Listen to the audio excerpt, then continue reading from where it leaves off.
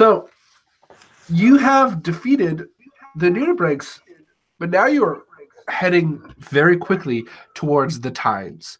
Now, just to remind you where you all are all standing on the deck. The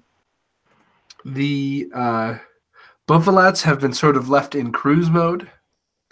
And I'm going to say that Becca's character has gone with the captain to his quarters to make sure that he's okay. She's also with the ship's doctor. So that's where we're going to put her for the time being, while you guys are still on deck.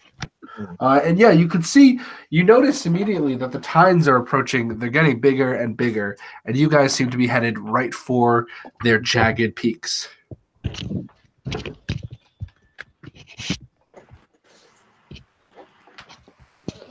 And you hear the first mate shout out in their slow voice, "Hands to stations. All hands to stations." At this moment, I kind of want to go up to them and be like, "All right, so what do I do now? Like, what do you want me to do?"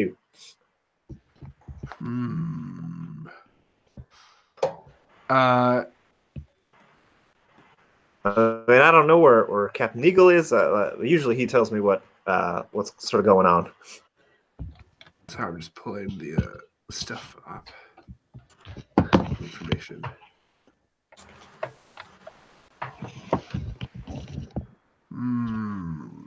Well,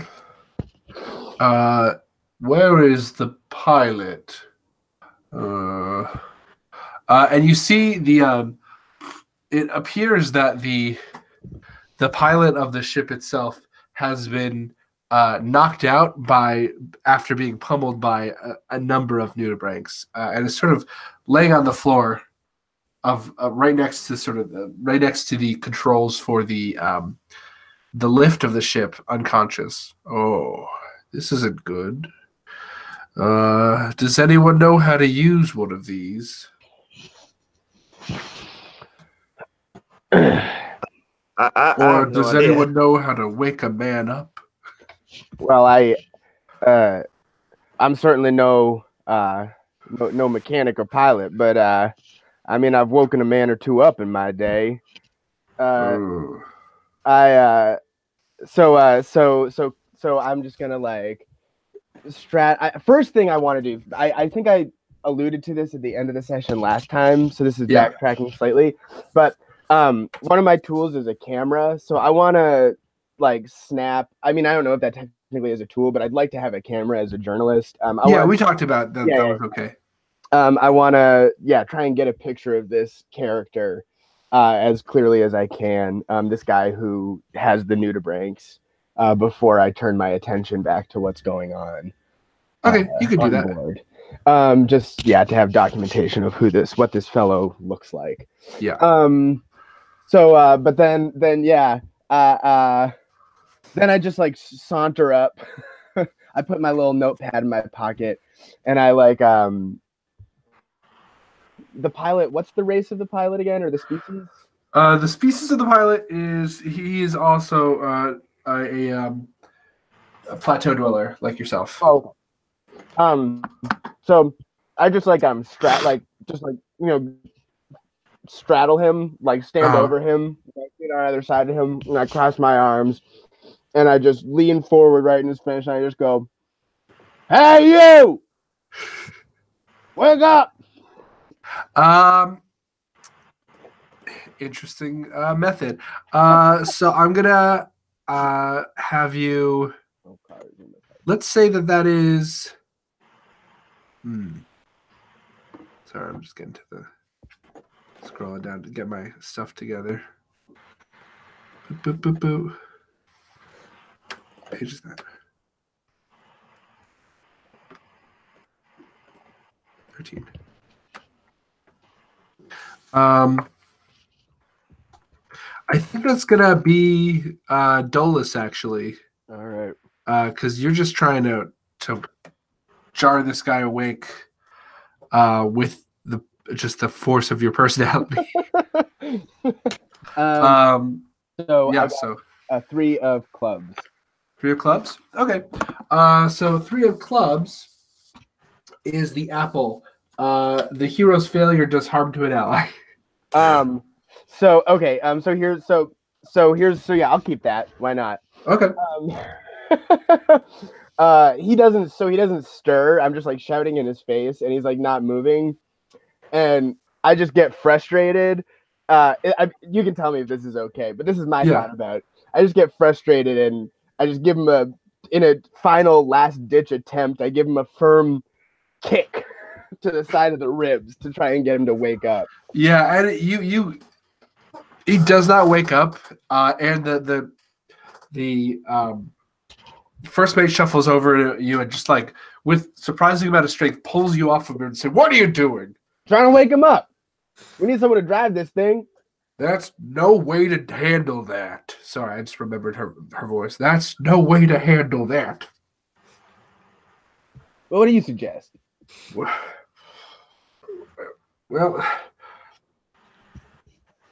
who here? Is anyone here good with machines? No, not at all. Well, Gotta have a mechanic on board somewhere. well, one of you has to find me someone. This is a new crew. I don't have the manifest in front of me. The captain had all that. We were going to review this evening. I admit I'm ill prepared. You there, make yourself useful. Find someone who understands machines, and they're talking to you to Cass. Yeah, absolutely. Yeah, I can ask around.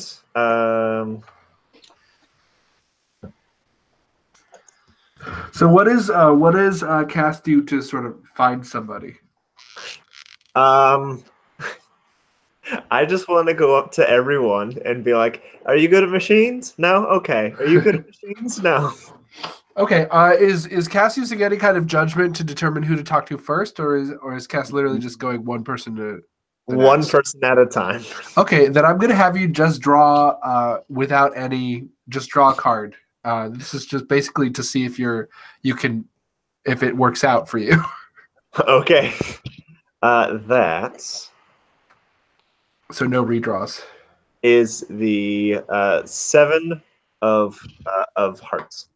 7 of hearts, the owl. The hero succeeds but gains some unwanted attention. In what way? That's my question for you. What do you do that gets you unwanted attention?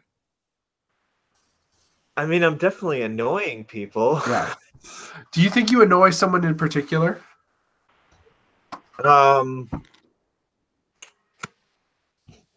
Yeah, I think so. Part of me almost wants to annoy the mechanic because I probably have talked to him before, but just don't remember. Okay. Yeah. So you find a mechanic. He says, "What is it? What do you want? Can't you see I'm making sure these engines are running?" Oh, hold. I have a question. Do you know anything about machines? Of course, I know things about machines. I'm a mechanic. Oh, well then you're just the person I was looking for. Our pilot is a bit knocked out and kicked a bit, and we need someone to help us get lift and help pilot this ship. You couldn't find nobody else. Not that I know of. You're the first one who knew. Can't you see I'm busy? I mean, I can definitely see you're busy. Who are you anyway? Oh, well, my name is Cass. I'm sort of like a right hand man to the captain, I suppose. You ain't the first mate. Oh no, I don't have that sort of distinguished quality, but all right, enough gabbing, boy. What's the problem? No, I already told you. I already told you the problem that our pilot's a bit. So you need me to draw the ship as well as fix the ship? I mean, I can't be in two places at once. I'm just saying, if something goes wrong, there won't be anybody down here. But sure, I'll go pilot the ship. I mean, if there ain't All like, right, out of my way, boy. And he just pushes you aside. so mean. And the mechanic goes and he starts piloting the ship. And the first mate says, Ms.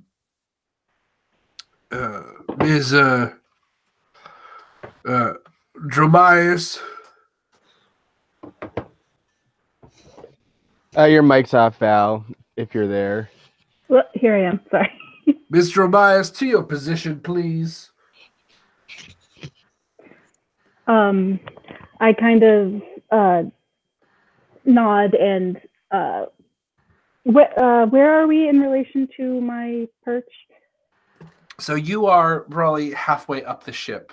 So like you could run over there pretty easily, get back into position. Okay. But you have to go now because, again, you're going right towards the wall of rock. Yeah, I'm definitely a little concerned, and I'm frozen for a moment, but I kind of snap myself out of it and nod, and I hurry back to my position to hopefully help us get out of the situation. All right, then, crew. Increase altitude. Increase altitude. And this... The first mate is talking very slowly in classic keeper fashion, and this situation is kind of dire. They are sort of not reacting with the speed this situation requires. Increase altitude. All right, Ms. Dromius. Evasive maneuvers, if you will. I'm already doing it. Okay. if and you will. If and you will, thank you. Okay, so basically the ship itself is ascending, and your purpose is to basically pull the buffalats upward to help it ascend faster, and to direct them in their course. So I'm going to have you do a TCBV draw to control these buffalats again. I think my TCBV is 3. Yeah, so you have 3 redraws. Okay. My first draw is 8 of diamonds. 8 of diamonds is the cave. The hero discovers an alternate method to performing this task, but it is untested. Draw a new card. Or you could draw. So you have to either draw a new card and take it, or you could redraw a number of times.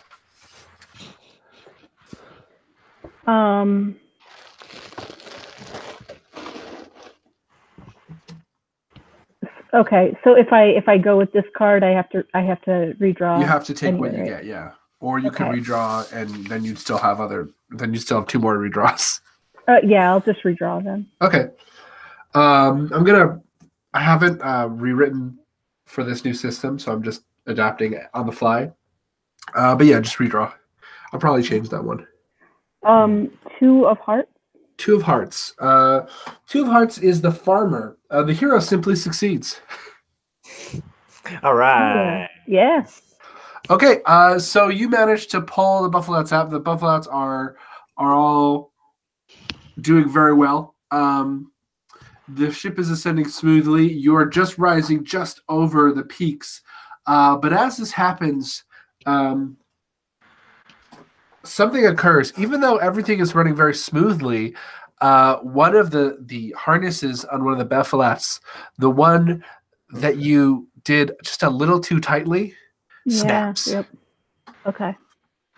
And one of the buffalats starts veering off, and the other buffalats are getting frightened. No, you have to hold on to the reins. If you were let go of the reins, that would be a problem. So somebody else needs to deal with this situation. And unfortunately, everyone else on the ship is very busy doing other things that the ship needs. So it's got to be one of our other two friends. Right. Who? If I look over my shoulder, who can I see?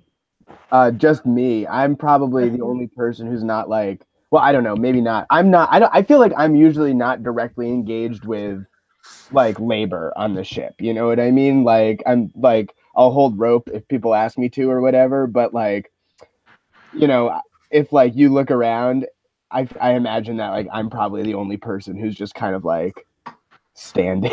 Here's how I'll do this one. Since we have this new system in place, this should go a little faster. Let's see who notices this situation first. Is it going to be Cass, or is it going to be Dusty? Dusty. Oh yeah. So both of you draw a card for Epiphron. For Epiphron, that is the 4 of clubs. 4 of clubs. 10 of spades. The goblin. So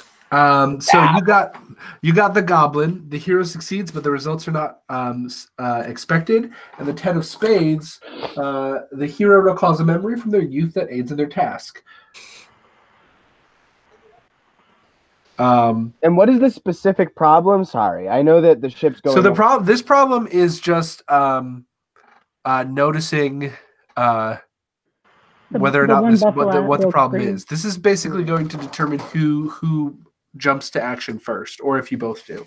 Yeah, I'll just like yell out help over my shoulder, and we'll say. So I'm going to say with both of those are successes. So it's up to you guys who wants to go and do it. What was yours again, Tim? Mine was the goblin. I succeed, but in an unexpected way. So that would be notice the results are not as expected. Yeah. So I would say for that one, I almost think it's like I just go up. It's like, hey, how you doing? Oh God, what's going on? Yeah, like that's basically. I think you stumble into the realization. I like that. I'm gonna just take a. See, that one may not. Epiphron is interesting because it's tricky to adapt noticing things to the way I've set some of these up. So I might have to reword them a little bit.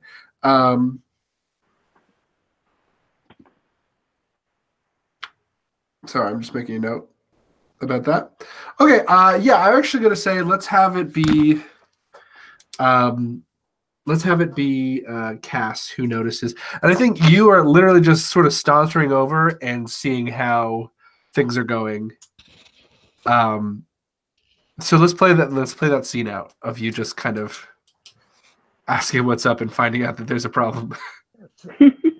Yeah, I see everyone sort of like running around and trying to get things done, and I don't have anything particularly to do. So I'm just going up to Sophie and be like, "Hey, Sophie, is everything going all right up here?" Nope, not exactly. And I'm gonna kind of throw out an arm point towards the bufflet that has broken its harness. Oh no! What do you need me to do? Do you need me to wrangle him? I've never wrangled. I never wrangled one of these before. So, what do you want me to do? Do you want me to? I'll jump on him. I don't know what that will solve. Well, have you ever anything in your mushroom business that maybe could relate to this? Hold on. I'm pretty sure I still have it, and it was not removed from me. I think so. I have 50 feet of good hempen rope. You do have that. Good hempen rope. That's so funny. I got some rope. I work with rope all the time, so I could at least tie a good knot. Yeah, you know how to tie a lasso? No. I can try. Well, you ain't got time to learn. I can. So, Tim, how do you think Cass is going to deal with this situation? I don't. Basically, what the situation is, there is a Bufflat who has come sort of unharnessed. It's kind of partly, it's still partly like harnessed in, but it's quickly like pulling itself away, and it is causing the other Bufflats to sort of freak out a little bit, and it's causing the ship to sort of veer to the side. Which is bringing it dangerously close to the razor sharp peaks of the tides. Right. So how is this sort of harness set up like? I think that they're basically it's set up in a V pattern. Okay. Essentially, you've got 4 Buffalats. You've got the 2 back ones, and then to their sort of forward and to the left and right, you've got the lead ones, and the one on the forward left. So the left lead is now sort of veering off and kind of pulling the right lead as well. So you've got 2 Buffalats going in different directions, which is causing destabilizing the ship itself. And the harness itself is sort of like it's wrapped around their sort of chest and midsection. And it's just kind of snapped off. Okay. The chest part. Okay. Can I try to hop from Buffalat to Buffalat? Absolutely. All right. What sort of roll would that roll? Well, it's not a roll; it's a draw. That I think would be Kratos. That's a athletic thing. Okay. All right. I'm good. I'm good, Kratos. That is the 2 of hearts. 2 of hearts. The farmer, the hero, simply succeeds. So you just very easily jump from one Buffalo to the other, and now you're on the back of the other Buffalo, and it's just like rearing and flapping its wings. It's freaking out. What are you gonna do? I'm gonna try to calm it down. Okay. So to calm down this animal, I think use my animal handling skills. Yeah, your animal handling skills. So knowing how to calm down an animal, I think, would actually be an application of TCBV. So you could use that. Okay.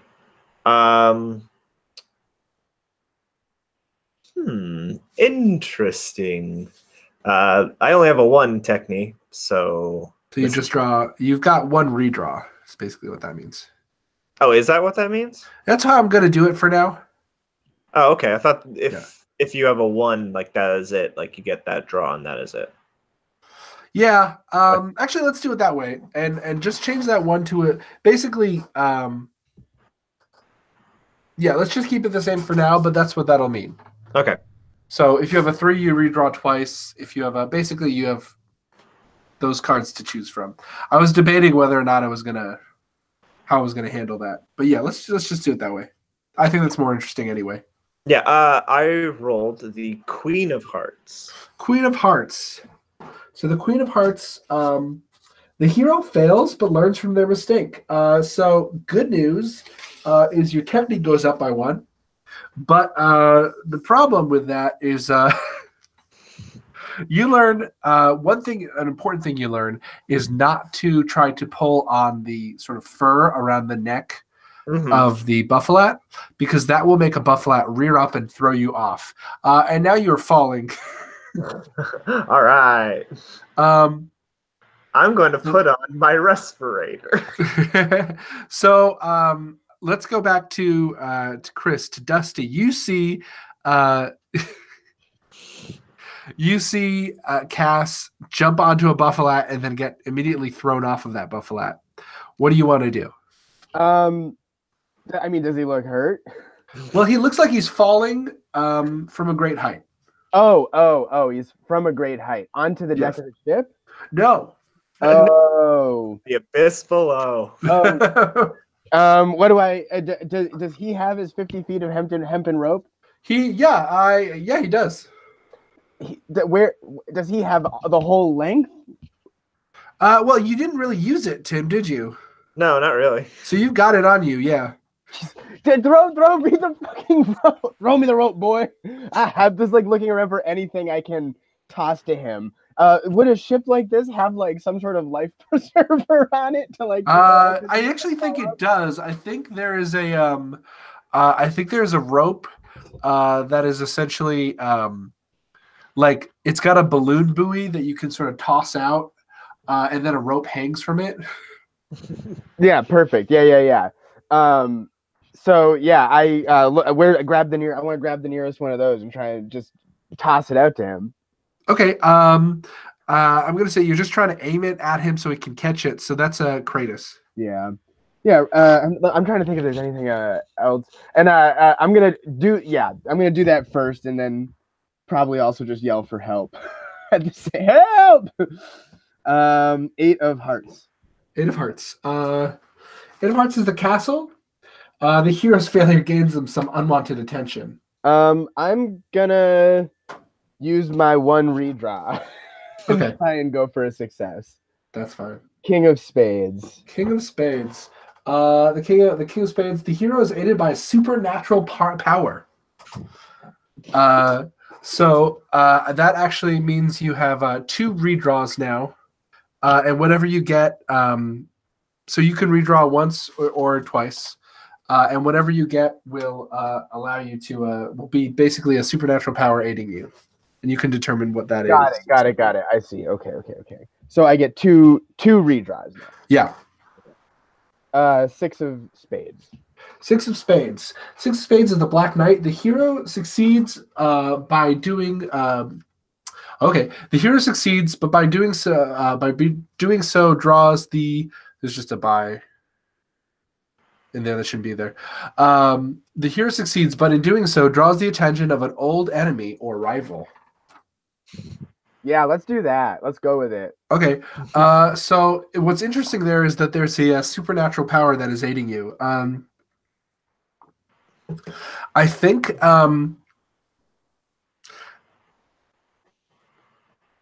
what happens is something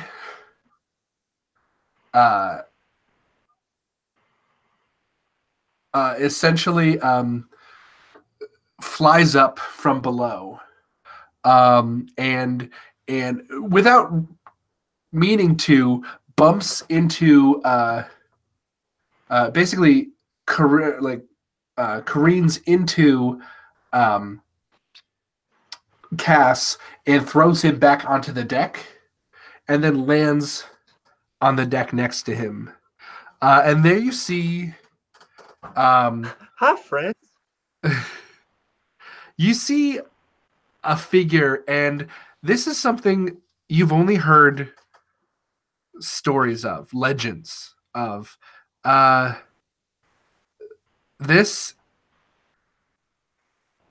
It is a very large humanoid figure. Its face is just sort of a featureless mask of silver, and it wears a black outfit, long black duster, wide-brimmed black hat. These are the marshals, and these are what disappear people.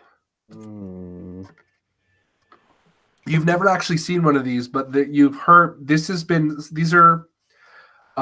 You've been told about these by your contact. Do I need to make a sanity check? That'd be very good. Well, I actually think here's the thing. This is your fear, so I'm gonna have you make a soda check. Okay. Basically, a soda draw for soda to because you are literally facing your fear. Mm-hmm. 7 of spades. 7 of spades. And I want to be clear. This looks like essentially like a robot in a cowboy outfit. Mm-hmm. Hell yeah. Just to be clear about that. Seven of spades. Okay. Not So like that the is. robots that look like people. Hold on. I'll be sorry. I gotta go do something. I'll be like 5 minutes. I'm sorry. Oh, no problem. My humble apologies. Humble apologies. This is my Well, he was made. This is my robot friend now. Now we're best friends. Now we're best friends. All right. Yeah, we'll just because this is a dramatic moment, we're just gonna take a short break. Sure. In this most dramatic moment. I think I was still trying to like put on my respirator just to be like, well, we're going down. I'll find a cool picture of a robot cowboy. Nice. Do it. I dare you. Okay. Oh, I'm Pinterest. I'm looking. That's the only place where you can find cool robot cowboys. Listen, it's been a very reliable source of illustrations for me. Oh, that's fair. I get that. Ba-ba-ba-ba-ba-da. This guy's cool.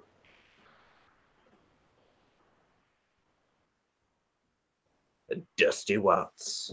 Hey, everybody. It's me, your boy Dusty. It's your boy, Dusty Watts. It's your boy Dusty Watts. Now, I ain't no big city reporter.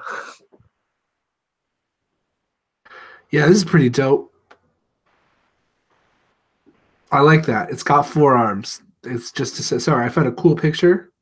But we gotta send it to me. I will. This grievous looking motherfucker. Yeah, he is. I'm down. Putting so many deltas in this map.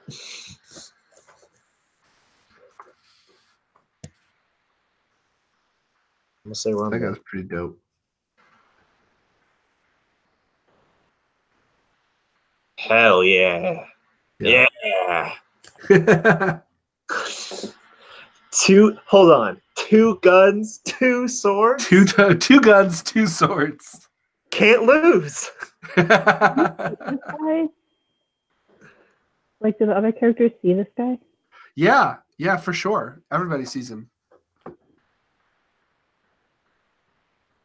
I'm just very grateful. I He's don't the know. Marshal. Yeah, I don't know who these guys are. But thank you. I thought I was gonna die. They got jet boots. Oh, where can I get one of those? You'd have to tear it off of a Marshal. Well, I don't want to do that. And nobody's ever done that before. This one's my friend, and he's helped me out. What I like about this game is that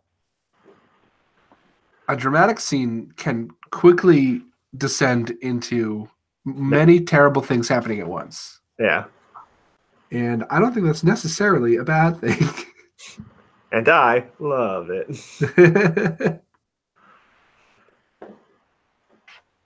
So I'm just looking at other robot cowboys. Oh, you have sort of peaked with that robot. Yeah, I think that's gonna be the one. I mean, There is another one that's like a white hat. No.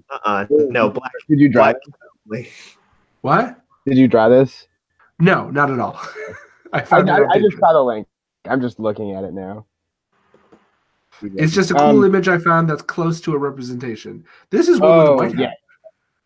That's exactly what I was imagining. That's pretty fucking sweet. That's cool, man. I like that he has swords also. Yeah. Two sword, 2 guns. It's awesome. Yeah, so he's he's on the deck. Now you drew what's interesting is you drew the opposite of the card you just drew. You drew the White Knight, and an old friend comes to the hero's aid. Who's gonna come to your aid? I don't know. I feel like the white one's cool too. And you can interpret this in whatever way you want to. So the what you rolled to do was to to not be afraid of this guy. So okay, right. Like I feel like what would make sense to have happen would be for somehow like some hitherto unknown like whoever is whoever is the person like giving me my like giving the sort of resistance their information through this like anonymous squawk box, like this deep throat figure. I feel like it should be something from him or whoever he's associated with, even if it's not necessarily obvious to Silas in the moment. You know what I'm saying? yeah. Oh, don't you realize this marshal is your contact? Well, right. I mean, maybe, yeah. I have a fun idea. And I think you are terrified, right? You are backing off, and you think this guy has got his guns out and his 2 swords, and he's coming right at you. And then you hear a familiar voice, the sound from the squawk box, that your contact's voice, and you look behind you and you see the second image I shared. Yeah. You see a marshal dressed in white. And he says, "Stand back, boy." Wait, why should I stand back? He seems like a fun guy to me. You are in danger. Stand back. What the? Oh, Jesus. Yeah, I stand back. Now, I don't know what Jesus is, but it sounds like a... Oh, yeah. What would some good exclamations be for this? That's something else you should add to the world building. That's true. What are the curses? It's up to you guys. Yeah, no, I defer to the white marshal. Okay. And the white marshal, he looks at you and he says, "I'm sorry we had to meet under these circumstances, Silas." And then he draws a pistol and he shoots at the black marshal, and the black marshal dodges and sweeps you up, Cass, and so hey, where are we going?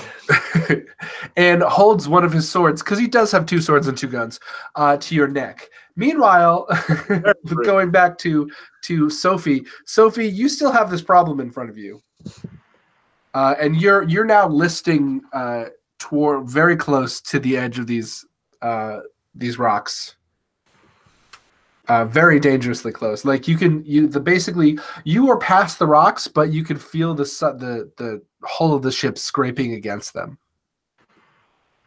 What are you gonna do?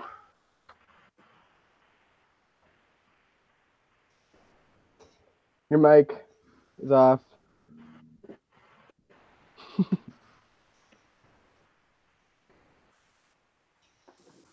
Oh, the suspense is killing me. What was the prompt? What was the question? So the question was, you are now the hull of the ship is now scraping against these jagged rocks. Your Buffalat is still trying to break himself off of the reins. The other Buffalats are sort of, you're beginning to lose control over them. What are you going to do in this situation? Yeah. Tim was no help. Right. Things happened. I mean, first of all, I'm very I don't even know what I'm going to do, because I'm very caught off guard by the whole Marshall thing. Yeah, I'm going to say you probably haven't even noticed that. Oh, really? You noticed that? Yeah, you noticed that that Cass fell, and that's a problem. But you have the immediate problem of the whole ship is now scraping against. So you're sort of looking ahead now. This is happening behind you. Okay. Well, I mean, am I still able to steer, or is the breaking of the harness causing so much of a like a? So I think before you were able to wrestle full control, you would have to basically you would have to either let this one go, this one Buffalo go, or you would have to wrestle back control of that Buffalo and get him reharnessed. Oh shit! Because like I can try to wrangle it, but I can't let go of the reins, especially not right now. Yeah. So if you were to try to wrangle it, I think I would call that draw. Yeah. And Cass and Dusty are both predisposed or preoccupied. Yeah, they are preoccupied at the moment.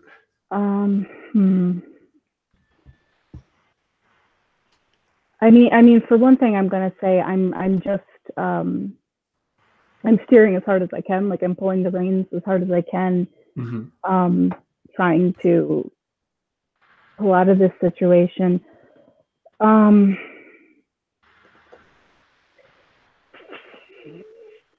Shit. Let me look at my.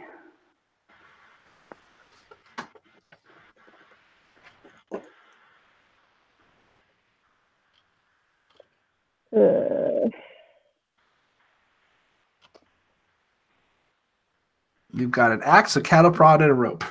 Yeah, and the thing is, I don't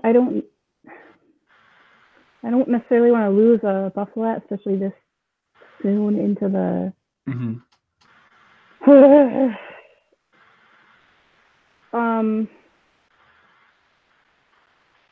All right, I tell you what, I'm gonna kind of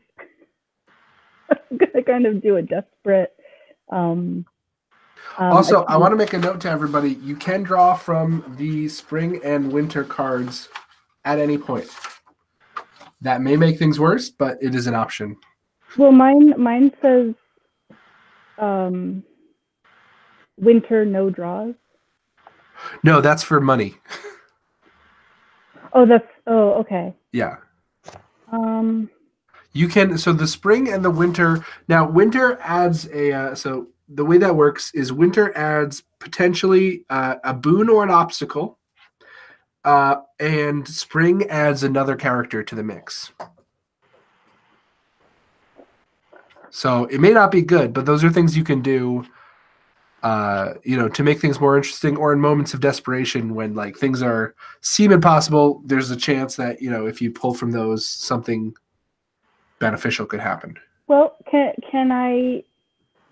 I give that a shot? See Yeah. how it moves? Pull. Yeah, why not? I'm not trying to influence your decision. I'm just reminding you that is always an option. No, I didn't remember that mechanic, so thank you. Yeah, I mean, I'd like to try to pull a new person, because if I can like direct somebody to like wrangle this guy for me, that would probably go better than me trying to do both things at once. Although, if worse comes to worse, that's what I'm going to try to do. Okay. So do I just draw like normal? So actually, I draw. Oh, you draw. Okay. Yeah. All right. Yeah. I'll draw from spring then. Okay. So you draw the King of Spades. The hero meets a person of great power and importance. And the interesting thing is you did just do that. But this is another person of great power and importance. So I'm going to let you guys, you're the one who describes who this is. So who do you meet? So who appears? This is someone I've never met before. It could be someone you've met before, but essentially it's a person of great power and importance.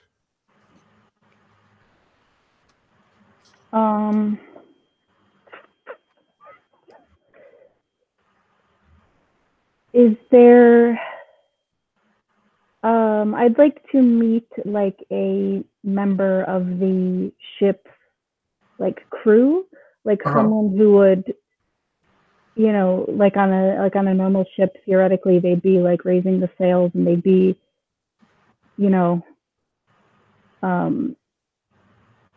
basically someone who has like physical power, and also could theoretically be competent in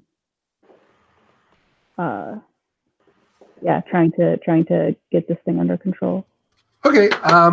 Let's say that there is a previously unmet second mate who you see basically they swing from the canopy onto one of the buffalats. I think they land on the buffalat who is trying to break away. And what does this person look like? I'm thinking this person is one of the more actually, hang on a second.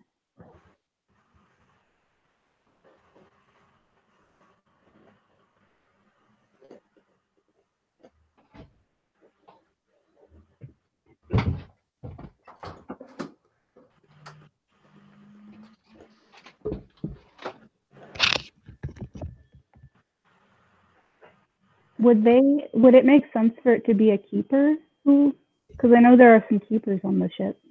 Yeah, this is really up to you. Keepers, I mean, one thing we did talk about with keepers is that they're typically kind of slow. Just in sort of their way of going about the world. But it could be. They're tall and heavily built, slow-moving humanoids with cat-like ears. So, this is a person who is doing something very, quickly and agilely. But that's not to say a keeper couldn't do something like that.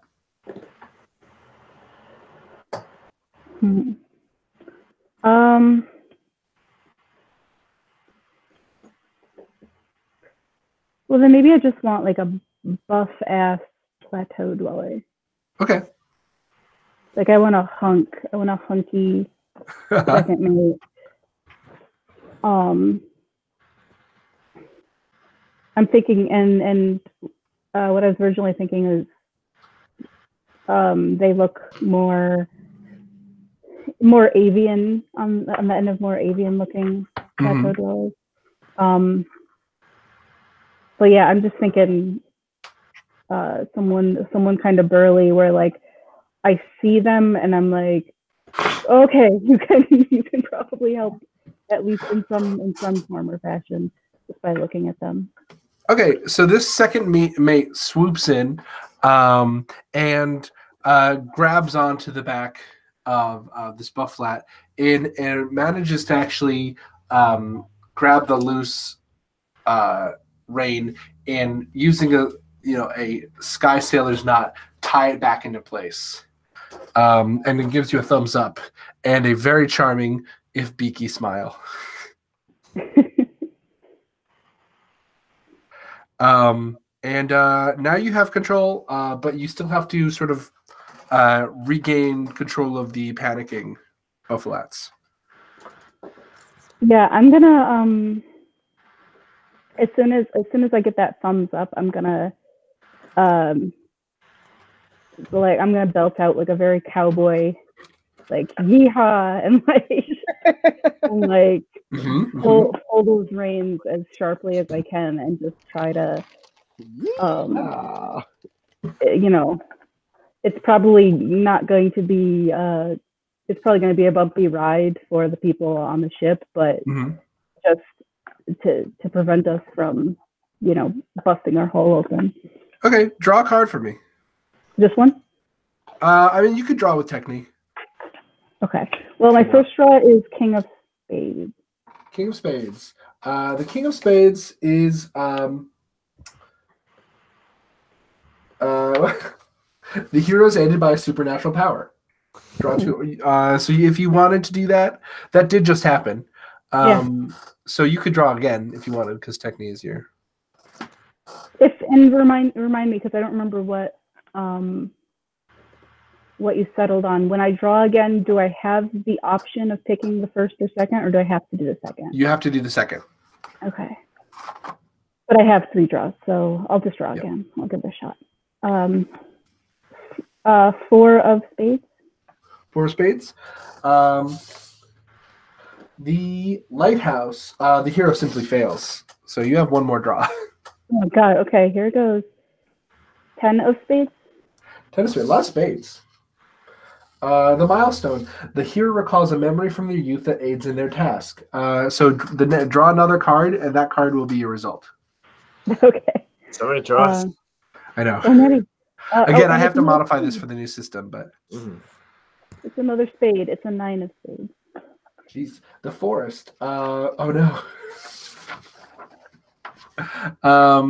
Unfortunately, dang, that's a bad draw. The 9 of spades is the hero forgets how to perform the action, and you fail, and you remove 1 point from the relevant quality to a minimum of 1. Whoa. Yeah. Some of these are rough. All right, so I imagine what happened there is like, if I'm drawing from a memory and then I forget how to do something, I think that I just remembered like a failure in my past and like choked. Yeah, that makes sense. I think there was probably a time when you had to do something similar. You had to vault over something with one of these, with a team of Buffalats. You have to regain control of a team of Buffalats. And you were not able to. And I think that you lose confidence in that moment. You don't believe that you can do it. And you hear a loud scraping on the bottom of the hull of the ship. Flipping back to our other friends. Everybody on the deck, draw for me a soda. 8 diamonds. 8 of diamonds. 10 of hearts. Okay, so the hero discovers an alternate method for performing the task, but it is untested. So I think for that one, I'm just going to say you managed to keep your footing. I'm just going to make a executive decision there. Cool. And what did you draw again? I rolled the 10 of hearts. 10 of hearts, the sword. The hero's success gives the hero confidence to succeed in their next task. So you automatically succeed on your next task. So you effortlessly, and part of it is maybe because you sort of lean against this, Marshall, but you manage to not lose your footing in this moment, and you will succeed in your next task. You are currently still sort of, I think actually, this causes the Marshal to sort of slip and fall over. And I think the other one, both of the Marshals do too, actually. But Tim, you are now free, and you have a sort of a free action that you can do right now, or save it. I'll save it. Okay. So both of the Marshals have sort of fallen on the deck. So you guys have an opportunity to do something at this point, as they're scrambling up. Part of it, their footing. Steal his guns. But that's not in character. Why would I take someone's guns? Well, it's a scary robot. It's true. That does track. I don't. Can I try to push him like as he's trying to get up? Like, can I try to push him overboard? Yeah. All right. So yeah, that's your next action. Yeah. So I think you just do it. How do you do it? Describe what you do specifically. So as he's sort of like shambling up, sort of, because I'm a pretty strong, I'm a strong lad. I just sort of like grab him by his robo boots and just like flip him over the deck. Uh-huh. And I think as you do that, his robo boots actually flip off. So he's wearing actually these jet boots, and they just kind of come off, and he falls down. And you still have these robo boots in your hands as he is falling to the side. And basically, he falls, and you see him explode on the side of the mountain. So, I'm sorry. I just dropped the boots. It's like, he's okay, right? Right? And the white marshal goes over and looks down and says, no, he's not okay, son, but no worries. No, oh no. Do we have to tell someone about this? Kaz, you come here, boy. Come here. I just gesticulate for him to come, and I put my arm around his shoulder, and I say, Cass, he's gone. Don't you worry about him. We're gonna take care of this, okay? You just keep your mouth shut. But I mean, if something happens with people who I work with on the farm, like I would definitely have to tell someone about. Yeah, but child, you don't work with this fella. He flew in here with his little fiery boots, and he grabbed you, man. He put a sword up to your face. Well, I'm pretty sure it was just a misunderstanding. No, he was threatening you. I reassure you, he was threatening you. I don't think it was a misunderstanding. Oh. I'm gonna have his voice be like this. He was threatening you, son. Oh. Put it out of your mind, Cass. All right then. Don't you got, levers to pull somewhere or something? I mean, I guess. I could see, I suppose. And I take the boots because I don't know what to do with them. And I think so add that to your inventory, your tools. You now have jet boots. That's pretty neat. Yeah. I think the captain at this point storms out of the cabin, and he's got a big bandage around his head.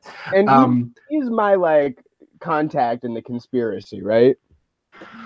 The white coated marshal, the white hat marshal. Captain. Didn't we say the captain is part of the?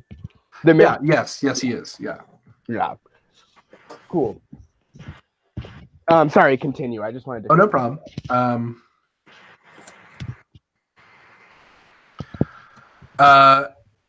And he goes over and he sees the white hat marshal. And he says, "What is going on here, Zed? What are you doing here?" So, there was a situation, Marshal, Captain. Yeah, took him overboard and took his boots. Sorry. Well, that's very good. Did we hit the mountains? What is going? Nudibranchs. I know. I remember the nudibranchs vaguely. Mr. Myers. Yes. Yeah. No, yes. I'm gonna leave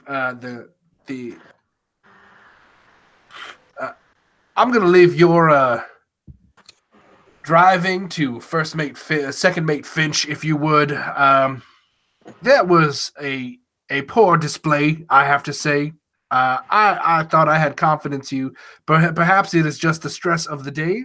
But for the time being, I think I should just simply put you on animal care duty. I obviously was very crestfallen, no pun intended, and I. No, that's Cass fallen. I start to kind of stutter out and like an explanation? Like, I'm sorry, it's just that kind of so much came at us at once there, but I just trail off, and I'm very very embarrassed, very disappointed in myself. But yeah, I suppose I walk toward wherever the like supplies would be kept. I'm not sure. Mm-hmm. Now, Zed, I appreciate your helping here, I suppose. Obviously, it's good to have you around, but you understand. The crew's gonna keep asking questions of the marshals on the deck. So, if you would. And Zed looks at him, nods, and says, and then looks back at you, Dusty, and he says, "I will be watching, Silas. Best of luck." And then he jet boots off. That's a little creepy of him to say, huh? Is that what these do? Oh my goodness, boy. Just keep them off your feet, you know. Play it safe for now. Wait till we're on solid ground before you slip them on. Nah, that's probably best. We're gonna have to find a place to stop and do repairs. This is a situation. Looks like the volcano's not active today. We planned it well, so that's good. So what? You saying we gotta land in these mountains or something?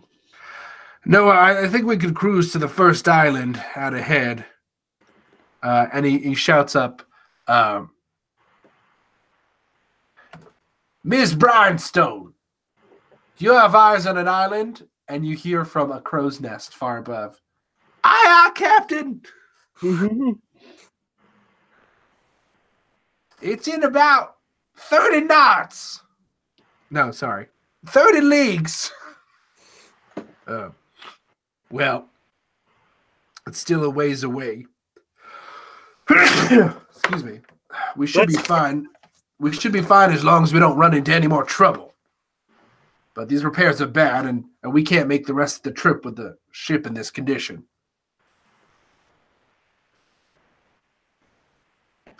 Well, do you think we'll find any help on one of these little islands?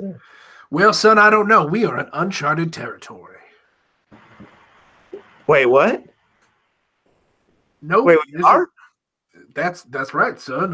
Nobody's ever charted this territory before. This is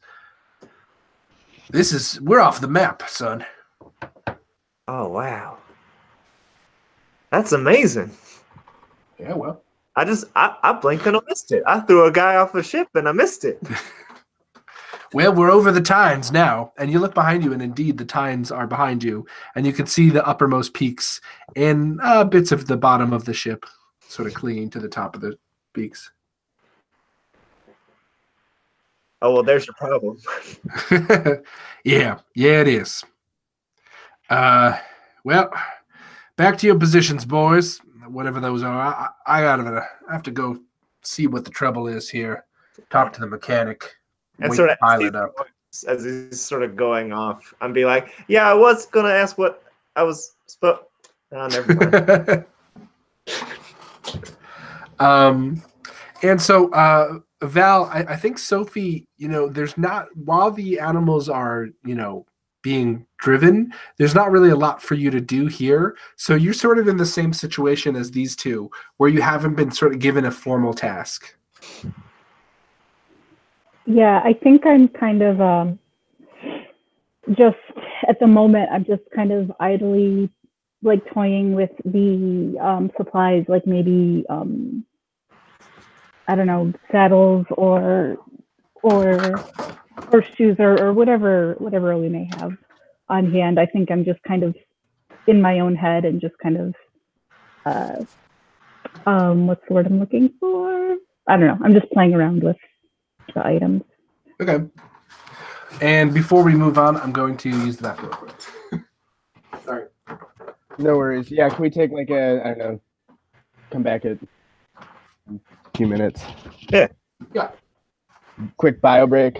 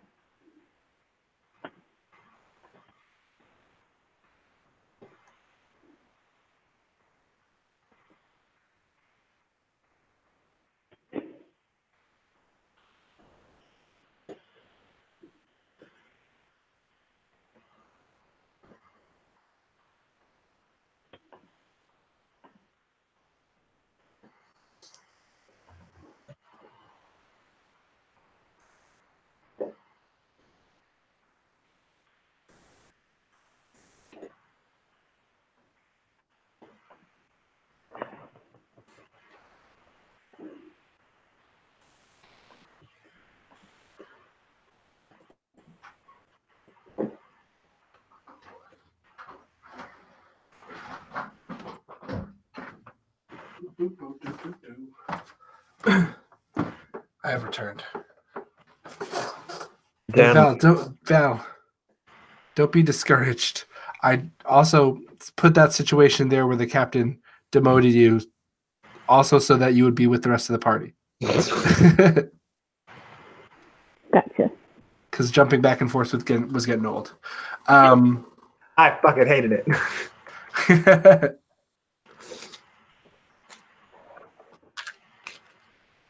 That I think has less to do with game mechanics and more just our own sort of design of the situation. Yeah.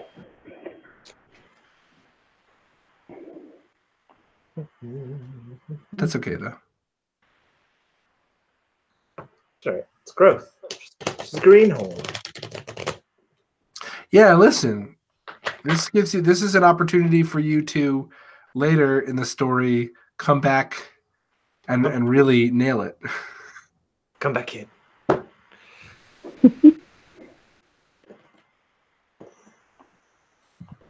actually gonna get myself some more water. That's a good ass map. The map you're making? Yeah.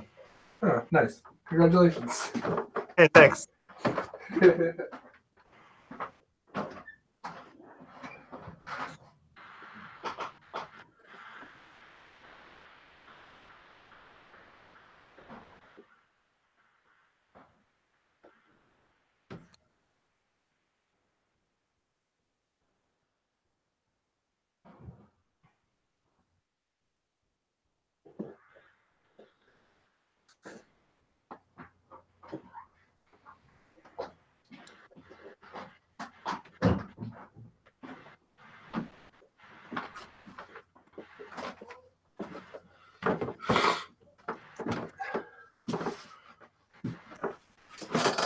Boo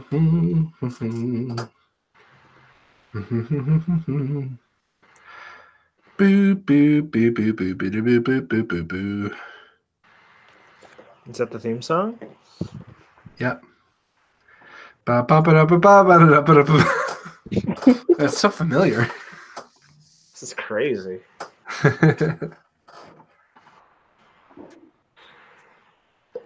Whoa. Oh, it snuck up on me. Don't you hate that? I know. Bunch of jerks. Freaking sneaky sneeze. Ugh. That dang sneaky sneeze.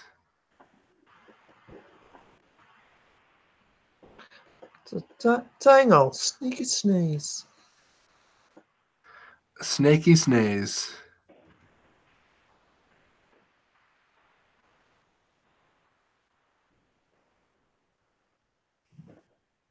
Bum bum bum bum. Bottom bum. Bum ba-dum bum bum. Ba ba ba ba ba. Mm-hmm.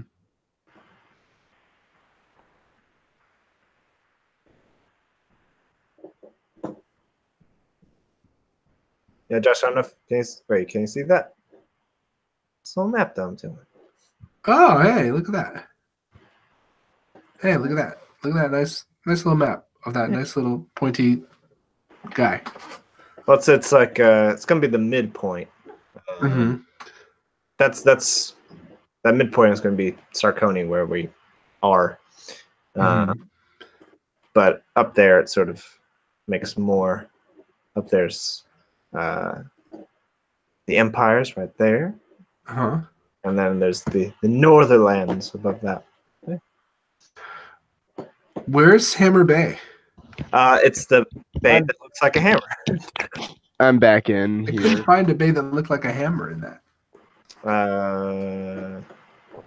Maybe I wasn't looking right. Welcome back, Chris. Thank you. Sorry. No problem. All right. Well, you can show me later, Tim. Let's get back into it. That's okay. Oh, I see the one. Okay, yeah, it does. Okay, it's sort of it's hammer-esque. Yeah. I hear that. Okay, yeah. Yeah. Okay. Okay, so the situation now is you are cruising to one of the islands. Now you have a choice now in the game to either make your way unbumpily to this island, or you could draw from the deck of winter and see what happens. Ooh. Listen, as a man who loves adventure, that is very tempting.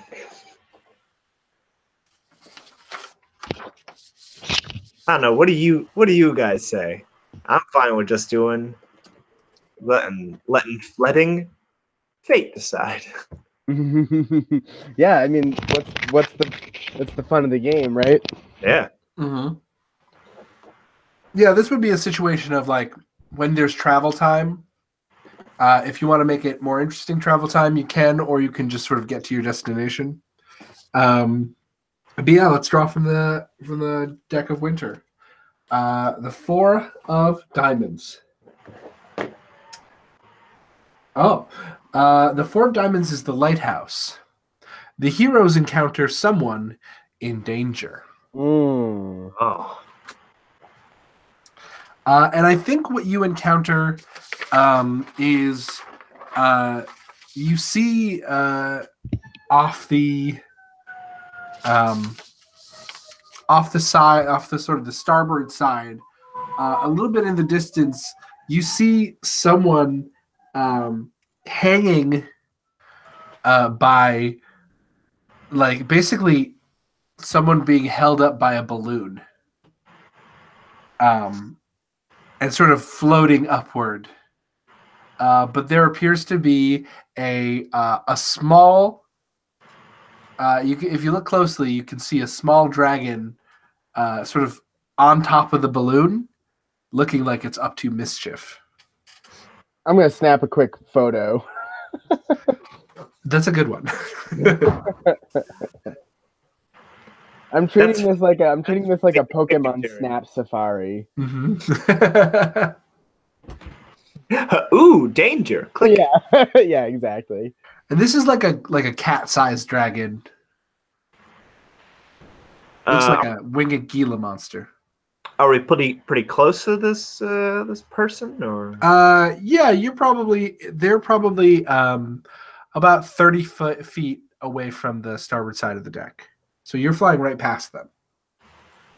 They've just sort of floated up from below. They're steadily rising, but this dragon has alighted on the top of this balloon and has sort of stopped its upward progress. And its talons are pushing a little too much into the canvas of this balloon. Mhm. If we were on land, I would throw some rocks, but we're on a ship, and I don't think that is anything to throw. I mean, not rocks. Yeah. Oh wait, do they got those little wooden like what are they called? I forget the actual name, but they're Like the little peg things? yeah, little peg ties. Yeah, you got some of those. Yeah, can I throw one of those at it? Yeah, draw Kratos.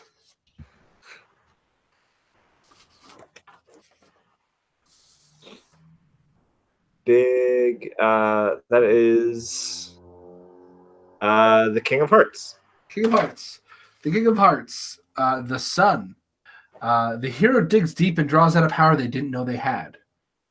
You get success, and you get to add a point to the relevant quality. So I think. Fucking. No, go on. Sorry. Fastball. I just like. Yeah. Whip it. You perfectly target this dragon. Mm-hmm. And it's just like, zoop, and the dragon just falls off. And you get another draw for Kratos. Here's another thing that could I argue that would maybe be more TYKHE than Kratos? Well, you drew for Kratos. Oh, okay. That's fine. So. Okay, that's fine. If you're gonna argue to use a different skill, you'll be forehand, yeah. All right, it's fine. So yeah, now there's this balloon that's sort of just slowly rising up, and tied to the bottom of this balloon is just a person who appears to be unconscious. We should try to save him. This guy seems he's in trouble, and he didn't even know it. Do you say that to your crewmates? Yeah. It's like we gotta help this guy out. Yeah, what do you suggest? My arms aren't quite long enough to reach him. I can try to throw another thing at it, but I don't think that will help. Can we position our ship under him and then try and pop the balloon? Yeah, and I think another crew member who's tying some riggings, just like an old man, says, well, I mean, maybe that driver can do it. You saw how she lassoed that nudibranch. Oh, yeah. Well, miss, what do you say? I mean, I don't know nothing about Lasslin. Don't worry about me. I'm just old Steiny. That's a new character, Old Steiny. Old Steiny. Old Steiny, the rope tire. Yeah, he's a rope tire. He ties rope. Yeah. Kyle. Well, if y'all have enough confidence in me, I'd certainly be willing to give it a shot. Yeah, absolutely. So yeah, I'm gonna go to the edge, kind of get as close as I possibly can, and try to. I guess I'm trying to picture this in my head. Are they like? How are they hanging from it? They're basically they have a rope tied around their waist, okay. And that rope is connected to the balloon, so they're just kind of hanging limp from the balloon. Yeah, I think what I'm gonna try to do.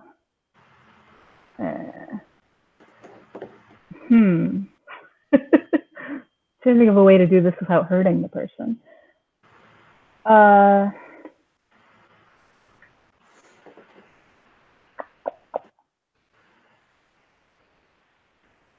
Geez. Yeah, I guess I'm just gonna try to kind of get it around like their shoulders and their upper arms. because I imagine they're hanging kind of like Yeah. bent in half.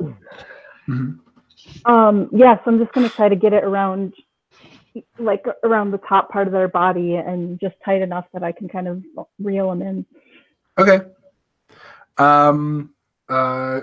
Draw technique.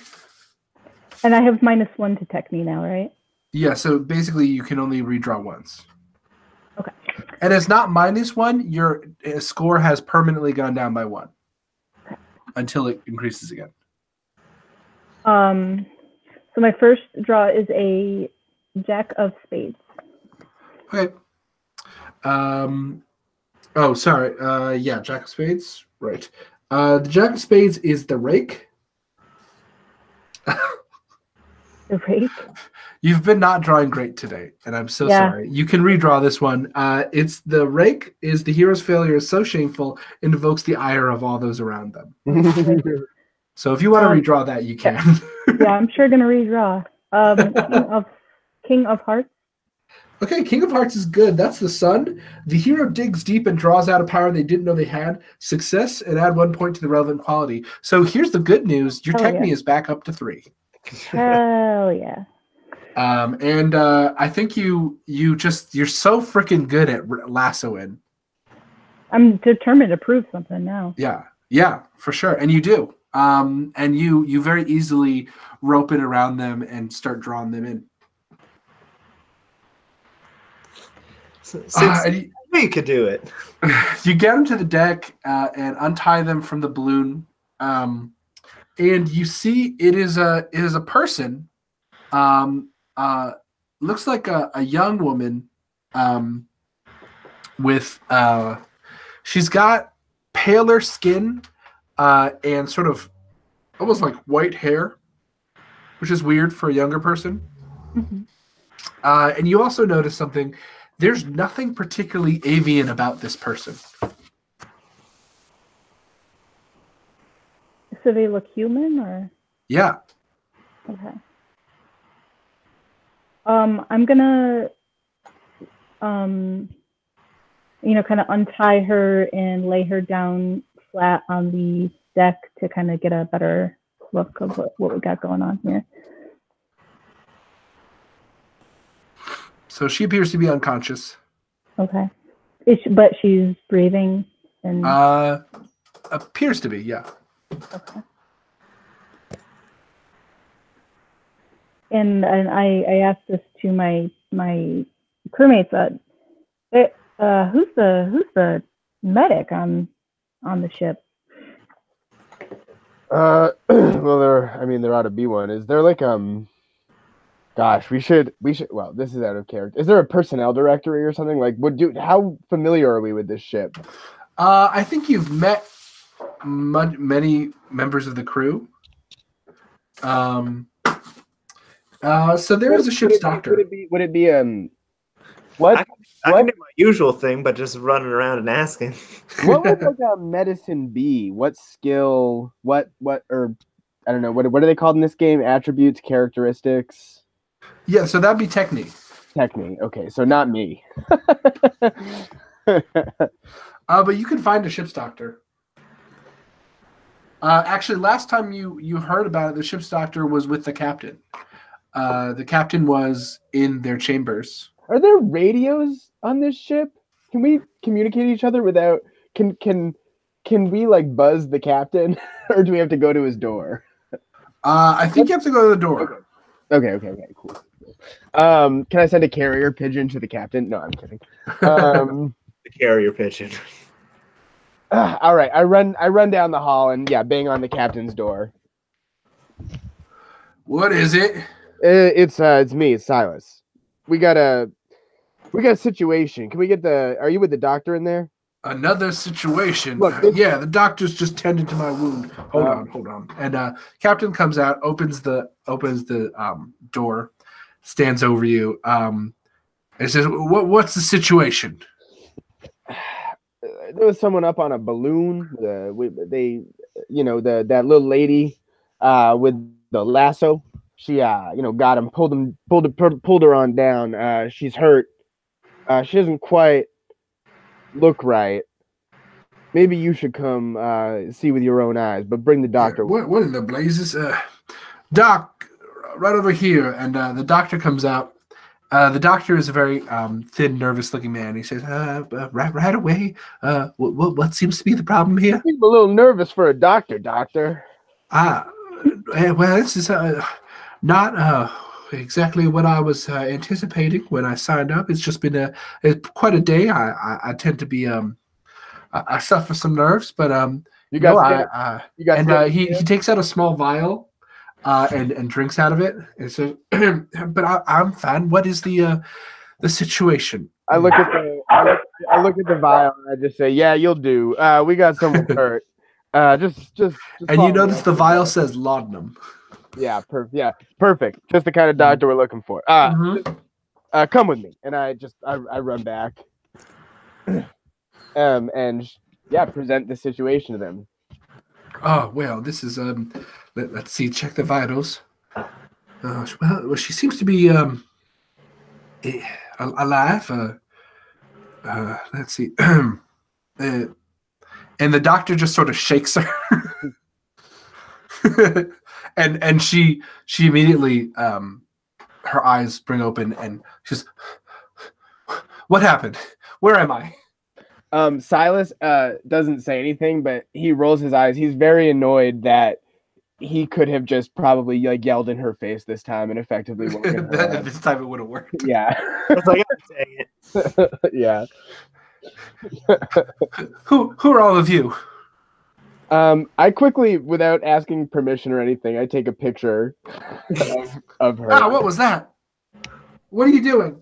Just making sure you're okay. Just calm down. Take a breath. Why is it so bright? But what do you mean? It's Do you mean the camera flash? Because that happens. No, the sky. Why is the sky so damn bright? I mean, it's always. She's like covering her eyes. Does the sky look different than it usually does? No, not to you. I go out to the deck and I peer up. It's as blue as it ever is. What the blazes you talking about? It's same damn sky as it is every day. For you, maybe. Wait a second. And she gets up and runs to the side of the deck, and then backs away from it, like looking very nervous. It's like, what is happening? Where am I? You're on a ship. What's the name of the ship, Josh? Remind me. Oh shit! What did I even name the ship? It was like the Plains of Transcendence or something like that. Some shit like that. It was like, I think it was the Resolution. Wait, I have the name of it. Wait, do I? No, did I not write that down? Because I'm a fool. Yeah, I think fool. I am a fool. I didn't write it down. No, but that tracks. That sounds right. Yeah. Yeah, I think it's called the Resolution. What, you never been on a... It's all right. Most of us have never been on a ship like this before either. Yeah, no. It was exciting. I've never seen a ship like this. Who are you people? Why do you look like that? And you can see where does Dusty's like most avian qualities manifest?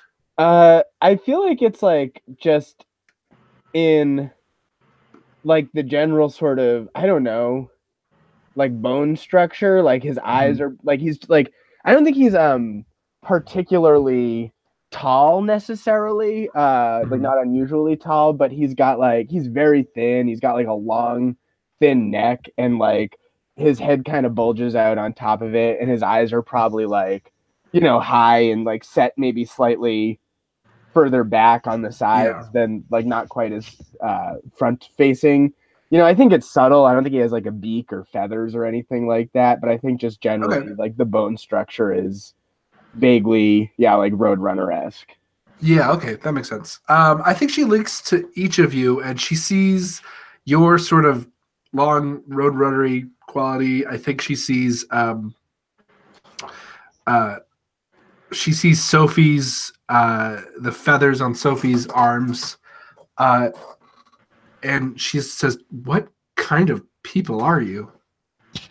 We're the people. What other kind of people are there? But people like me, the survivors. My Dusty's eyes just like go like when she says that, his eyes just go like bing. Like I got the scoop. yeah, exactly. Yeah. Sir, excuse me. Did you say survivors? Wait, Yeah. survivors of what? Of what exactly? Of what? Of the cataclysm. Yeah, that's us, lady. No, that's us. Everybody else, we're the only ones who were able to breathe the miasma. Wait, what the hell plateau are you from? What are you talking about? Nobody goes above the plateaus. I'm from the ground. Are there people on the plateaus? Sanity check. What the? You breathe that shit? I mean, yeah. I got these. And she pulls her hair back, and you see just behind on her neck a set of gills. Ugh. God, gills. He's got gills. Maybe she's a smoker spy.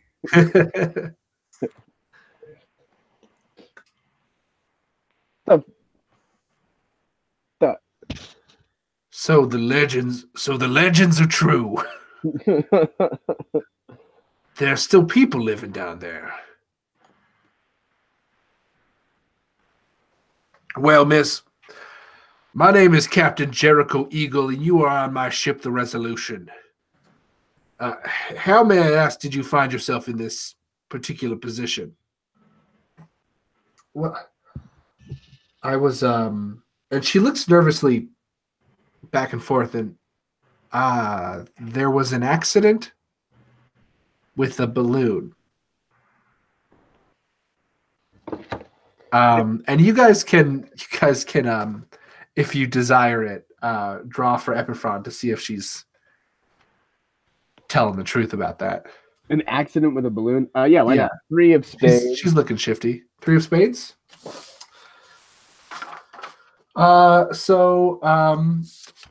You fail, and you lose something precious, and that precious thing is your inhibition with this young woman. You trust her immediately. I got a 2 of hearts. 2 of hearts.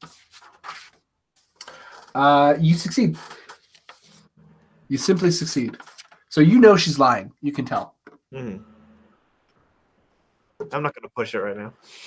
But I think that I think that Dusty is immediately. I think just because of your fascination with this.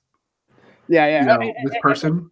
An accident, you say, with a balloon. That's right. What? Got caught on it and I floated up. Wait a minute. What, you got caught on it like a fish on a hook? Kind of, yeah. It's funny, really. Do we know about fish? I don't know.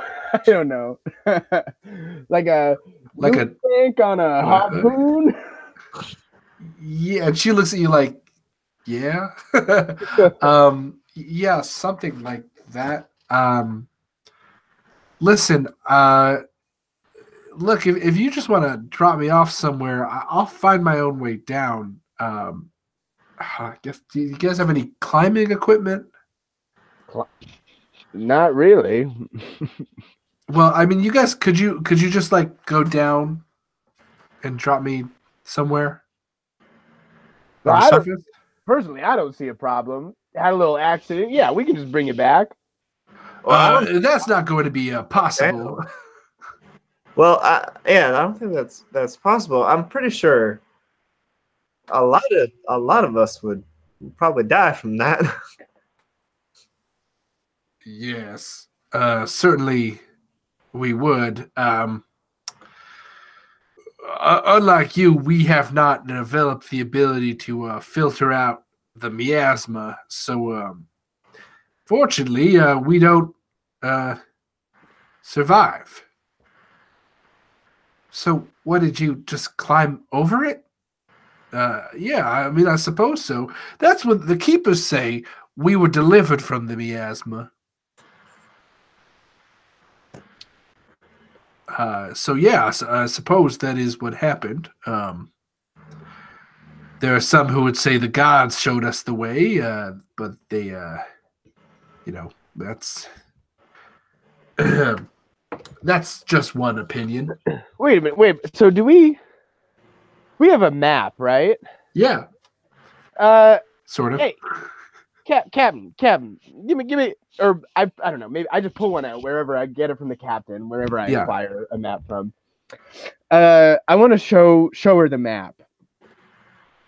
Now, does this map at all look familiar to you? Does it check out at all with what you know about, whatever's going on down there?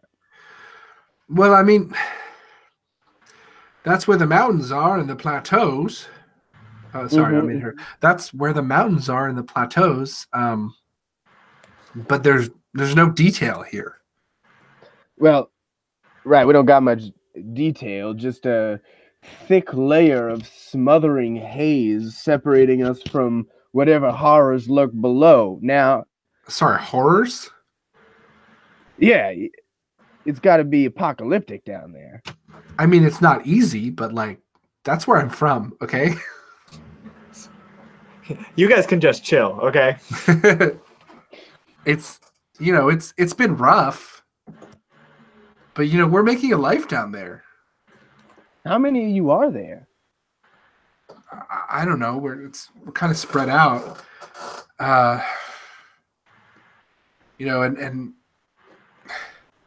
We have to be kind of secretive. I mean, there's those things.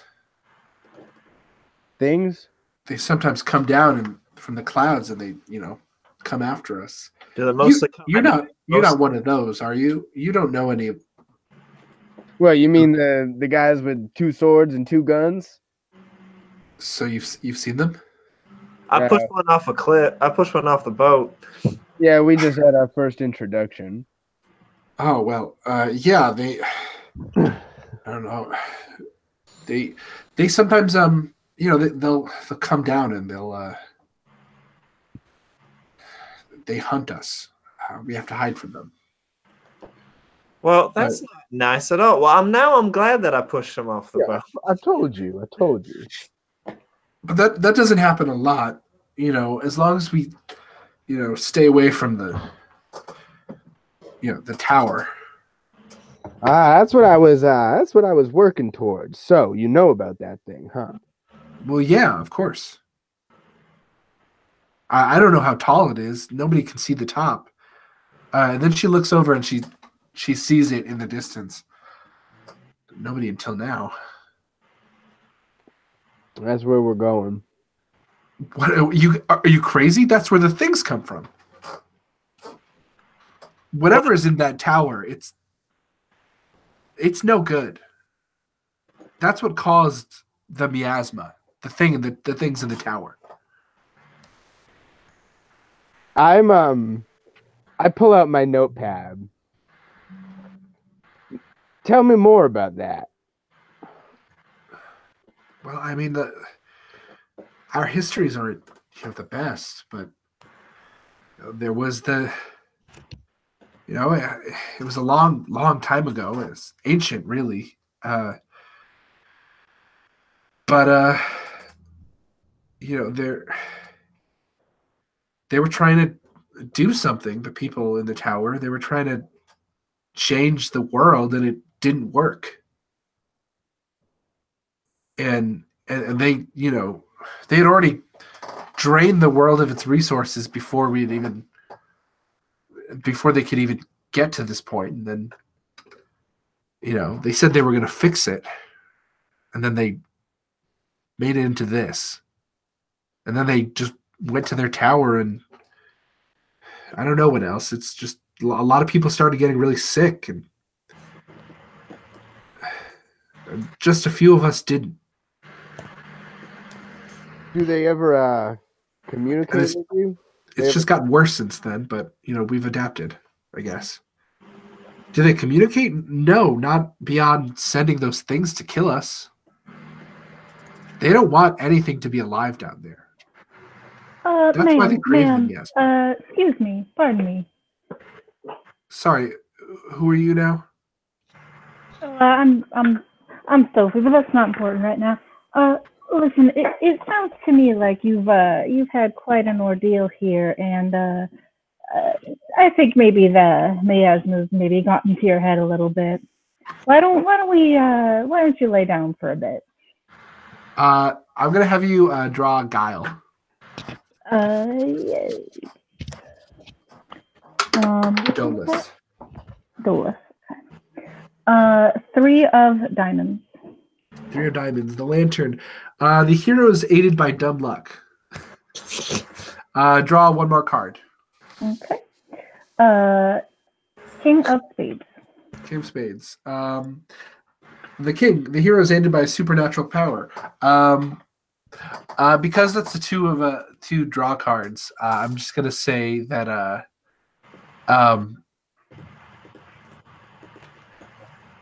Yeah, that's a weird one for this one. So let's just say dumb luck again. I have to look through these and alter them a little bit. I'm gonna say you succeed from dumb luck, and I think it's just a matter of like she starts to get a little dizzy, and she says, yeah, maybe I should lay down for a little bit." I shoot Sophie like just a stink eye out the corner of my eye, but I don't say anything. Could you show me somewhere where I could lay down? This is a lot. This air is it's really thin. Yeah. Why don't you come lie down in my cabin? All right. And you take her to where you're set up. I think you've got like a hammock there that she lies down on, and she promptly falls back asleep. Yeah, I imagine I would just kind of come back to the guys here too after that. Well, this is an unusual situation. I don't know how much we can help this young lady. Did anybody get her name? Oh, goodness, Ernie. Well, that was awful impolite of us, but oh well. Well, I don't think she's going anywhere. So that's true, and that's the thing. I don't think she's going anywhere. I don't trust this situation. I don't know if this person can be trusted. I don't know who she is. She's not in her right mind right now. She could be.